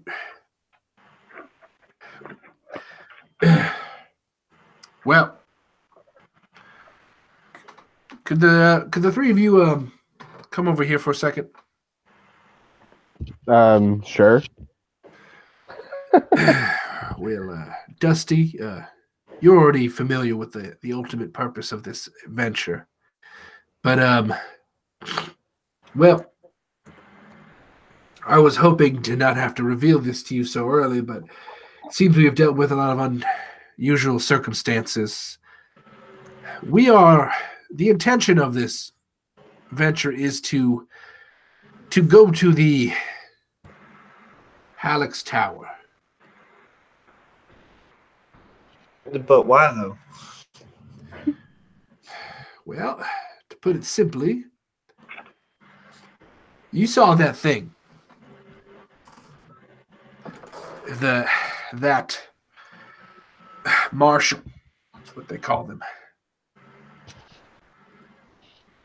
Those are one of the ways that the people of the Halleck's Tower, and they are people, the 1%, keep us in our place. And there are some of us myself and Mr. Watts included, who believe it is time for them that their time in power is ready to come to an end. So it is our intention to, for the sake of the people, turn off the lights in that tower, and by doing so, end communications with the 1%, and deactivate the marshals. Well, I don't know about that. That doesn't seem. I mean, you didn't believe that stuff that girl was saying, do you? Oh, I believe it. I believe every word she said. Silas has just been like slowly like rolling a cigarette while the captain talks, and he puts it in his mouth, and he's like, I believe it. I believe every word that young lady said. Whoever's in that tower. And then I strike a match, and I put it up to the cigarette, and take a drag, and I say, we gotta shut it down. Now I understand if this is not necessarily what you young people signed up for, but that is the situation here, and we are now past the tides. So there is no turning back. Well, I mean, I kind of wish you told me this a little bit earlier. For the sake of the mission of this ship, I was unable to. I am sorry for that, Cass. I've known your family a long time, and I'm sorry if I have harmed your trust in me. But know that this is not for nothing. This is for the good of all plateau dwellers. We're trying to change our lot, to give ourselves the freedom to take this world back. We're not doing this for nothing. And well, now I hate to say it, but I don't think you're gonna get the results you're looking for. Well, that may be true, and perhaps the 1% are truly gods like they claim, and this is a fool's errand. Mm-hmm. And but hey, we ain't gonna know till we get there. That is the truth. That is the truth of it. Now, I understand, Miss Dramias, your family, they are traditional. And I am not going to make you participate in anything you don't want to participate in. Well, sir, I'm here to do a job. I'm here to do a job, and I will do that job. I'm just letting you know what I know, which is that you can't kill a god. Well, perhaps you are right, and then you can be there to tell me so. And I will make it a point of mine to tell the 1% that you are not one of my co-conspirators. But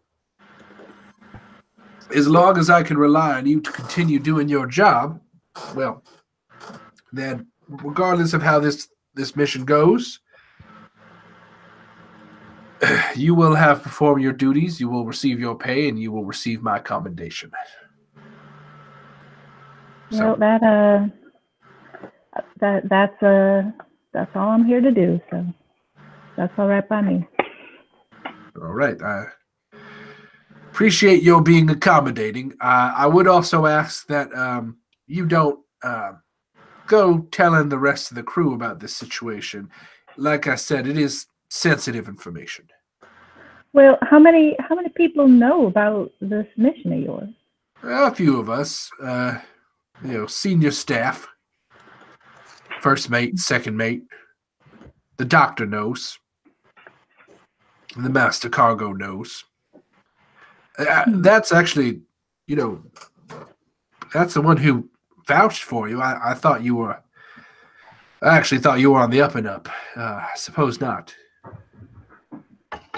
Well, I wouldn't say I'm. I wouldn't say I'm not on the up and up. I just, like I said, sir, you can believe what you want to believe, and I'll believe what I want to believe. Well, all right then. As long as it doesn't cause any conflict. Well, I hope that I will not have any more strange interruptions between here and the first island. Yeah, well, we'll see about that, won't we? I will be in my cabin. All right. I'll come knock for you. Thank you. And you hear the first mate shout out, steady ahead. And you continue going, steady ahead. Stay the course. The course is stayed. And it is 5 o'clock now. If you guys want to call it here, we can do that. I think it's a good place to. I think it's stop. Yeah, I could keep playing, but it seems like it's a good narrative juncture. Yeah. Yeah. Ooh, Silas is fascinated by the idea of people down there. Mm-hmm. Oh man, yeah. Cool. That was fun. Yeah. Yeah, good sesh, guys. Yeah. I think I need to iron out some of this, some of these cards, just because not everything. I have to basically. I think I'm gonna go through every option and see how it applies to every sort of quality of heroism, and see if I can change the wording to make it a little more fitted to things, and also change things to accommodate the new style of play. But I still feel pretty good about how this is going. You guys having fun with this system? Yeah, it's an interesting system. Yeah, I thought it worked. I do think it worked better this time than it did last time. I also think, I think part of it is like I have the PDF up, but it's just like on my computer, it's a pain to like scroll through. I think it would probably it seems like part of what slows it down is like when we draw a card, it's like just the cross-referencing cards. You know what I mean? Absolutely. That's why I want to make a specific deck of cards. Yeah. For this exact purpose, so that you can just read off the card itself. Yeah. But I'm still going to have sort of the option of using just a regular deck of cards. Sure. Just so that like someone could play this without having any money. Of course. I am actually working on the design for that. And what I did, I actually printed out the way I've been, handling it, is I've printed out on 3 sheets of paper the index so that I can very quickly cross-reference it without having to like scroll or anything. So you guys don't have to worry. Also, you don't have to worry in this game really about checking it yourself. I will quickly do that for you. Right. No, my point was more just that I think doing it, at least in the format we're doing it, doing one card at a time really helps, because it's like before we'd have like 3 cards and we'd have to like keep track of a bunch of sometimes wordy, results and stuff in our heads and whatnot. So yeah, I think I like this a lot better. I think it went a lot faster narratively. I think we were able to do things a lot easier. Mm-hmm. I think the main points where I think it's kind of weird to interpret is the reactionary stuff. Yeah. Especially if it's done with multiple people. Yeah. So I'm gonna have to think about how to reframe that. Yeah, there are some moments where it's like. Yeah, I guess I'm looking at it from a D&D perspective. Right. And I have to think about how it works with this game. Yeah. I'm trying to think of like specific examples, but it's like, I don't know. It's just sometimes sometimes, yeah, what you draw just doesn't line up with what you're drawing against. You know what I mean? With what you're trying to do. Just that, and not in a way where it's like, oh, I failed when I wanted to succeed, but just in a way where it's like, this is kind of literally incoherent, like in this context. Mm-hmm. So yeah, but aside from that, I think it's I really enjoy like the kind of collaborative nature of it, and I like the drawing cards as a mechanism. But yeah, I think just it needs a little more attention to the language that's used and whatnot. Yeah. Got to tune it up a little more. Yeah.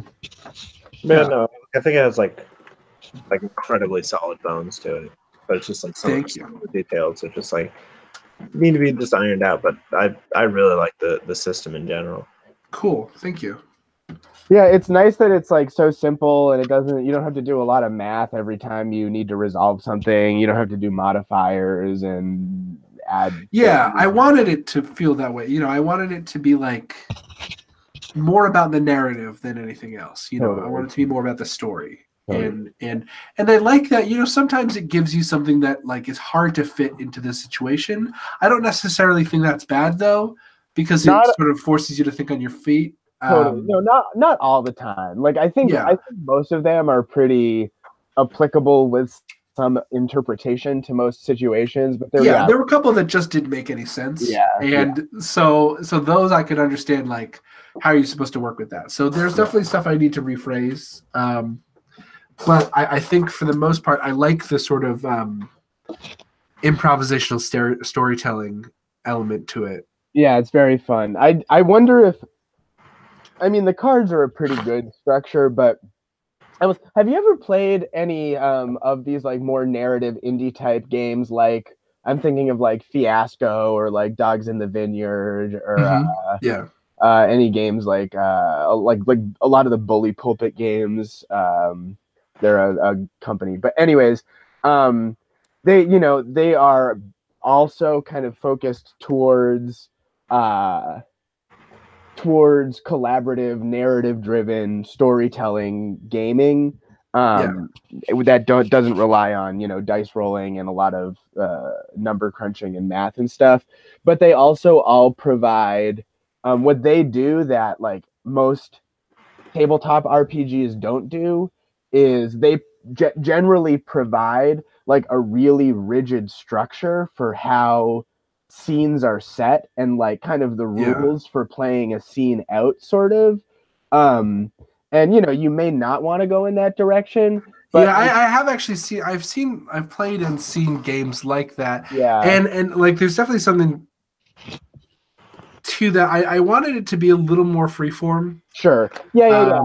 I just wonder if there's like I just wonder if it, if it's something you hadn't considered, if there might be a way just to strengthen some of the sort of the framing to help kind of with the dramatic tension and dramatic structure and whatnot, since you don't have the same sort of like the thing about role-playing games with dice is that like the tension and drama is created in the moment of the dice roll, you know what I mean? And it's like a decisive spike of tension that gets resolved.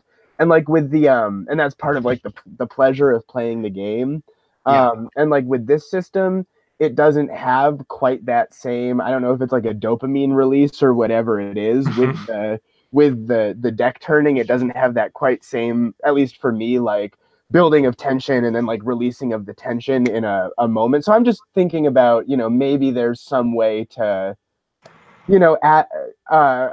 provide some sort of loose or very limited structural rules to how scenes are set that could help kind of with that sense of dramatic structure or tension or something like that. I don't know. It was just a thought I had. It may not make sense for the game ultimately, but when I think about other storytelling games that are close to role-playing games but don't rely on the same, sort of traditional sets of rules, that's one of the things that always really stands out to me is that they are narratively incredibly flexible, but they, unlike tabletop role-playing games, they set really rigid rules for like framing the content. Yeah, I'm gonna think about that. I'm gonna think about how I could apply that to a situation like this, because I like the idea of like with the cards you've got. For this, I kind of had you set up a scenario, and I think it went well. With the where you drew the winter card, and it just sort of set up a challenge. So I like that, but I also, I had set it up as sort of a free thing to just do when you wanted to, but maybe I'll put a little more structure behind that. Yeah, I guess what I'm, because part of, now that I'm like thinking through it a little more, like I guess what I'm responding to is that, like it kind of feels playing with it, like the interacting with the woman at the end was fun, and talking to like the crew, like doing those sorts of interactions are fun, but like going from the kind of nudibranch wrangling to that, like the series of kind of like these the things that have come up for us to deal with has felt for me sort of just like I don't know, I just wonder if there's a way to like use conflicts as a means of like setting strong scenes, as opposed to just kind of like wandering from one conflict to another conflict to another conflict. Do you know what I'm saying? Yeah. Mm-hmm. Yeah. That was kind of like that. So the only conflict there that I had planned out was just getting over the deck. But then we had this situation of just adding more stuff into the problem. Exactly. From how you drew. And I'm not right, and that's why I'm saying, I'm not saying it's it was like a fault of your planning or writing or anything like that, but that it might be because it did just sort of pile on, and I understand that part of the fun sometimes is like just watching things go terribly wrong. Like over. But there's got to be narratively that's just like there's got to be a way to sort of control that. Yeah. Right. No, I agree with that. And just to focus on sort of one problem at a time, because otherwise it just kind of becomes, for me anyways, like a little bit vague. And there were a lot, you guys had a lot of things to keep track of. And I think that was distracting for me as well. So is a game that, I mean, it's a very different kind of game, but I don't know if you've ever looked at the rules for Tales from the Loop, which is a new. I think I've talked to you about it, but I think you talked to me about it. I've never played it. Yeah. It's the setting's really cool, and some of the rules are a mixed bag. But one of the things that I do like is that the way that it still is, it's like an investigation mystery sci-fi game, and it's very much a role-playing game. You play a character, and there's a GM, and you roll dice to resolve things and stuff. But they really aggressively frame scenes, or say that the frame should be seen really. The scenes should be framed really aggressively, and they also really aggressively frame the structure of the mystery, so that every single. So it's like there's a clear, sort of progression of the game or whatever. So I don't know.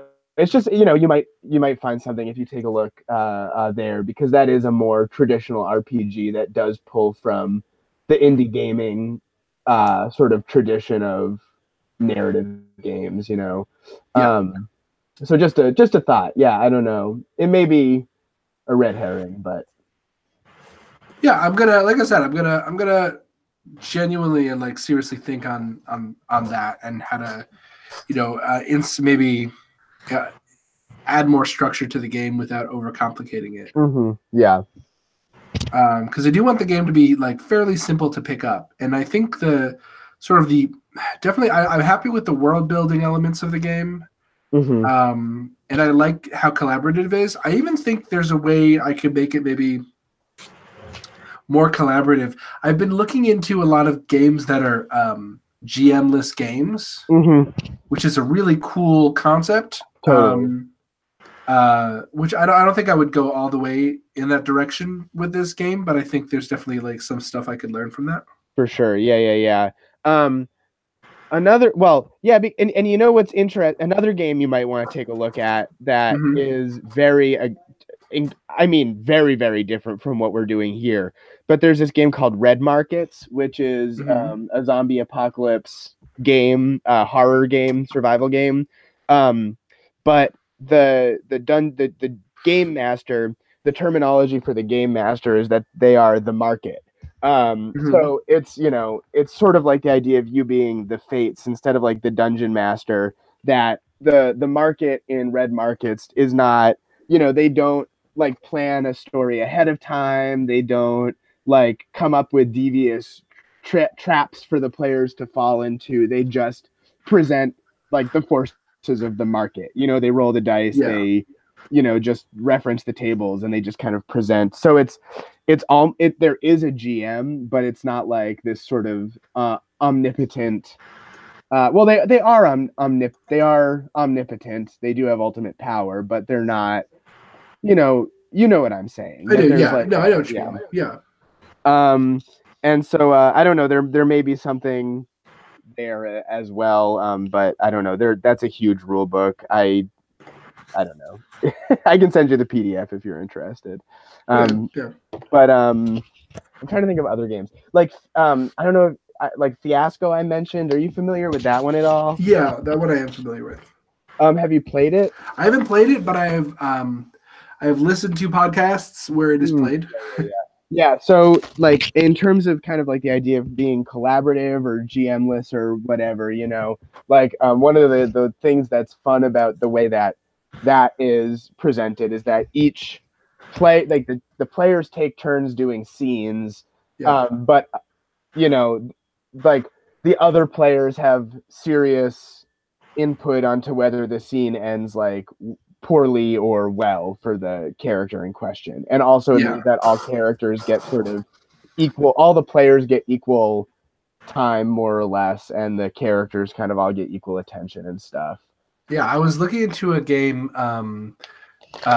which is a really interesting like series of games that are a dream. The games are called A Dream Apart and A Dream Askew. And the one I was looking into was A Dream Apart. And Dream Apart is about about life in a Jewish shtetl. Oh, cool. With a supernatural twist. And so everybody in the party takes on sort of a aspect of like life. They play a character, but they also have a side thing where they take on an aspect of life in the shtetl, and the aspects are things like traditions, the market, cool. That's really the cool. Goyish world, the unseen world, and so when an element of one of these other like aspects of life come into play, that person then takes on the role of NPCs representing that element. That's pretty cool. Yeah. So everybody sort of moves the story. Yeah, I dig that. That sounds fun. So yeah, I don't know. That would be my only real. That's that. I guess I've been trying to think about like what has been the thing that has been over the two sessions. But like I've been having fun, but at the same time have been feeling a little like it just feels a little like unfocused or. Something like that. So, but I think, that's sort of, my reaction to that is just, I wonder if, thinking about scenes as opposed to kind of just like going forward with a kind of endless narrative that perfectly, segue, has unity of time and whatever, you know what I mean?